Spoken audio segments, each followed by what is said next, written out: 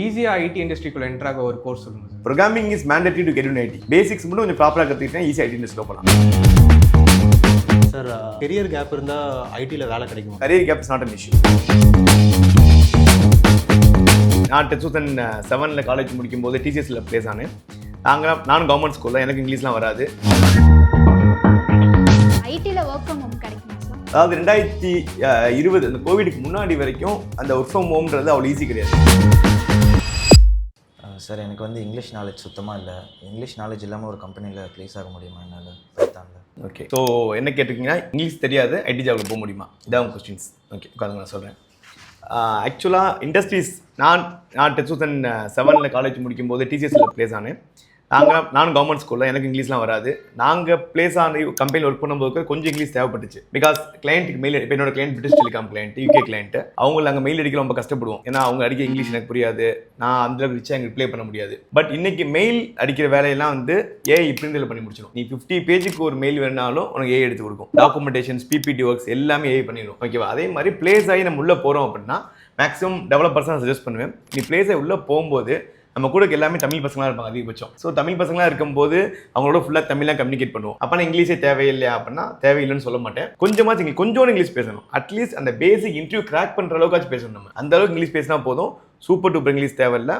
AI வந்ததுக்கு அப்புறம் அந்த இங்கிலீஷோட டிபெண்டன்ஸ் ரொம்ப கம்மியாயிருச்சு. அதனால் இங்கிலீஷை பற்றி பயப்படாதீங்க, டெய்லி ப்ராக்டிஸ் பண்ணுங்கள். First round of interview crack பண்ணுறது மட்டும் இருந்தால் போதும். That's more then enough. எனக்கு ஒரு கொஸ்டின்.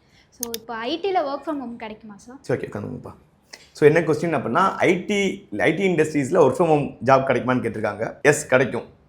இன்றைக்கி இருக்க சுச்சுவேஷனில், அதாவது 2020 அந்த கோவிடுக்கு முன்னாடி வரைக்கும் அந்த ஒர்க் ஃப்ரம் ஹோம்ன்றது அவ்வளோ ஈஸி கிடையாது. பிகாஸ் நான் ஒர்க் பண்ண 2007-13 வரைக்கும் ஒர்க் பண்ணேன். அப்போலாம் அந்த வார்த்தை கேள்விக்கப்பட்டது கிடையாது. பட் இந்த கோவிடுக்கு அப்புறம் இண்டஸ்ட்ரியோடைய மொத்த வியூவே மாறிடுச்சு. பிகாஸ் ஒரு 2 இயர்ஸ் ஆல்மோஸ்ட் எல்லாருமே 100% ஒர்க் ஃப்ரம் ஹோம் இருந்தாங்க. அதனால இன்னைக்கு எல்லா கம்பெனியுமே இந்த ஒர்க் ஃப்ரம் ஹோம் அடாப்ட் ஆகிட்டாங்க. பிகாஸ் அதில் நிறையா அவங்களுக்கு ஃபேவர் இருக்குது. எலக்ட்ரிசிட்டி பில் கிடையாது, அட்மினிஸ்ட்ரேஷன் கிடையாது, மெயின்டெனன்ஸ் கிடையாது. அப்படின்னும்போது ப்ரொடக்டிவிட்டி ரொம்ப அதிகமாக ஆரம்பிச்சிருச்சு. அதை வந்து எம்ப்ளாய்க்கு சேலரியாக கொடுக்க ஆரம்பிச்சிட்டாங்க. So work from home opportunities நிறையா இருக்க ஒரே இண்டஸ்ட்ரி ஐடி இண்டஸ்ட்ரீஸ் தான். பட் ஒர்க் ஃப்ரம் ஹோம் தான் வேணும்னு சொல்லி பிடிவாதம் பண்ணாதீங்க. உனக்கு ஒரு வேலை கிடைக்கிது, ஃபஸ்ட்டு ஒரு ஜாபுக்குள்ள போங்க. ஐடி ஜாபுக்குள்ள போயிட்டு இன்கேஸ் அங்கே ஐடி ஸ்டார்டிங் ஜாயின் பண்ணும்போது ஒர்க் ஃப்ரம் ஹோம் இல்லைன்னு சொல்லுவாங்க. பட் நீங்கள் நல்லா பெர்ஃபார்ம் பண்ணிட்டு ஒர்க் ஃப்ரம் ஹோம் வேணும், மேரேஜ் ஆயிடுச்சு, கிட்ஸ் இருக்காங்கன்னு சொன்னீங்கன்னா 200% வந்து they're ready to give work from home job. So IT ஜாபை தவிர எதுலையுமே ஒர்க் ஃப்ரம் ஹோம் ஜாப் அவ்வளோ கிடைக்காது. Sir doubt sir, career gap இருந்தால் ஐடியில் வேலை கிடைக்குமா?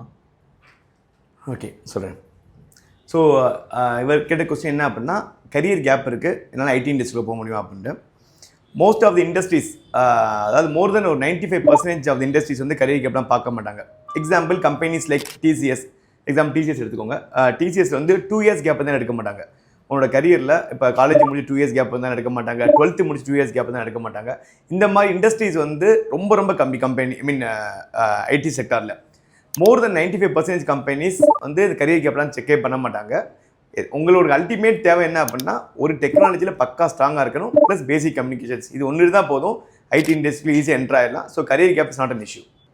ஈஸியாக ஐடி இண்டஸ்ட்ரிக்குள்ள என்டர் ஆக ஒரு கோர்ஸ் சொல்லுங்கள் சார். ஓகே, ஸோ தம்பி என்ன கேட்டிருங்க அப்படின்னா, ஐடி இண்டஸ்ட்ரியில் ஈஸியாக போகிறது ஒரு கோர்ஸ் அப்படின்னு கேட்குறீங்க. ஸோ ஃபஸ்ட்டு பாயிண்ட் ஒன்று தெரிஞ்சுக்கோங்க, ஈஸியாக ஐடிக்குள்ளே போக முடியாது. ஸோ உங்களுக்கு ஒரு மாதம் 50,000 1 லட்ச ரூபா சம்பளம் தராங்கன்னா ஈஸியாகவே சூஸ் பண்ணாதீங்க. எல்லா கம்பெனியுமே எக்ஸ்பெக்ட் பண்ணுறது ப்ரோக்ராமிங் தான். Programming basics mandatory. ஸோ இன்றைக்கி எல்லாம் என்ன நினச்சிக்கிட்டு இருக்காங்கன்னா, ப்ரோக்ராமிங்கே இல்லாமல் ஈஸியாக ஐடி இண்டஸ்ட்ரியில் போகணும்னு நினைக்கிறாங்க. ப்ரோக்ராமிங்கே இல்லாமல் ஐடி இண்டஸ்ட்ரியில் அவ்வளோ ஈஸியாக போகவே முடியாது. நீ ஈஸியாக போகலான்னு நினச்சா எல்லாருமே ஈஸியாக போயிடுவாங்களே, உங்களுக்கு எல்லாருமே ஈஸியாக போகணும்னு ஆசைப்படுவாங்க. ஸோ அந்த பாத்து வந்து தப்பான வழி, ஈஸியாக போக முடியாது. First point.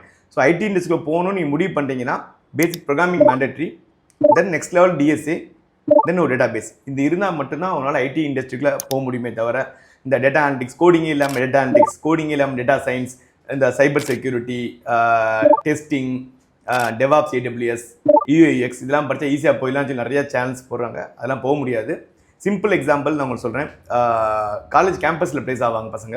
இப்போ அண்ணா யூனிவர்சிட்டியாக இருக்கட்டும், ஐஐடியாக இருக்கட்டும், NIT, இந்த மாதிரி டாப்பில் உள்ள காலேஜில் கேம்பஸ் இன்ட்டு வருவாங்க. எதர் TCS, CTS, Zoho, மைக்ரோசாஃப்ட். இப்போ எக்ஸாம்பிள் TCS 5 lakhs தருவாங்க, மைக்ரோசாஃப்ட் 50 லட்சம் தருவாங்க ஃப்ரெஷருக்கு. எந்த ஒரு கம்பெனியுமே ஒரே ஒரு கொஸ்டின்ஸ் கூட நான் சொன்னது டேட்டா அனலிட்டிக்ஸ், இந்த testing, AWS, DevOps, UX, cyber security எதுவுமே கேட்க மாட்டாங்க. நீங்கள் உங்கள் ஃப்ரெண்ட்ஸே தெரிஞ்சுக்கலாம். இதெல்லாம் எல்லா கம்பெனி என்ன கேட்பாங்க அப்படின்னா ப்ரோக்ராமிங் தான் கேட்பாங்க. பட் அவங்கள முட்டாளா பண்ணா இதான் பேஸ். பசங்கள்லாம் தெரியாமல் ஈஸியாக போகலாம்னு வச்சுட்டு தப்பான கோர்ஸ் சூஸ் பண்ணிடுறாங்க. Programming is mandatory to get in IT. அதை மட்டும் மைண்டில் பதிவு வச்சுக்கோ. ப்ரோக்ராமிங் இல்லை நான் பைபாஸ் பண்ணி ஐடிக்குள்ளே போகலான்னு நினச்சா அது தப்பான பார்த்து. ப்ரோக்ராமிங் ஈஸி தான், பெரிய இது கஷ்டமான விஷயம் கிடையாது. பேசிக்ஸ் மட்டும் கொஞ்சம் ப்ராப்பராக கற்றுக்கிட்டேன் ஈஸி ஐடி இண்டஸ்ட்ரியில் போகலாம். அப்போ ஈஸி ஐடி இண்டஸ்ட்ரியில் போகலாம். Okay, thanks.